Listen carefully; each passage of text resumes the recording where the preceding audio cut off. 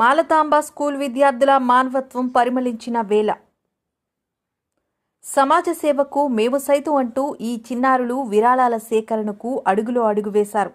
అభం శుభం తెలియని ఈ చిన్నారులు కేరళలో జరిగిన ప్రకృతి కరాళ నృత్యాన్ని గురువుల ద్వారా తెలుసుకున్నారు.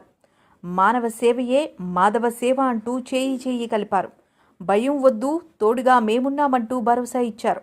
వారే మాలతాంబ స్కూల్ విద్యార్థులు.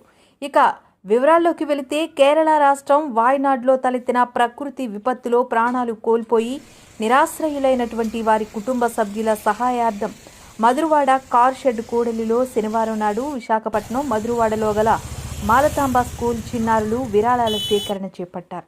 కార్ షెడ్ నుండి పిఎంపాలెం చివరి బస్టాప్ వరకు విద్యార్థులు ర్యాలీ నిర్వహించారు. సహాయ నిధి సేకరణకు విరాళాలు సేకరించారు.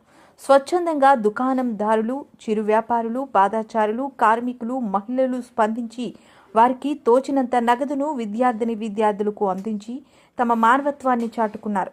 సేకరించిన విరాళాలను మాలతాంబ సీఈఓ, ఎన్ఐఎఫ్సి విద్యాసంస్థల అధినేత అందించిన విరాళంను డీడీ ద్వారా కేరళ రాష్ట్రం సీఎం రిలీఫ్ ఫండ్కు అందిస్తున్నట్లు పాఠశాల సిబ్బంది తెలియజేశారు. ఈ కార్యక్రమంలో Malathamba Vidyaniketan general manager GPR Krishna, principal A Adimurthy, vice principal B Sridevi, అధ్యాపక సిబ్బంది తదితరులు పాల్గొన్నారు.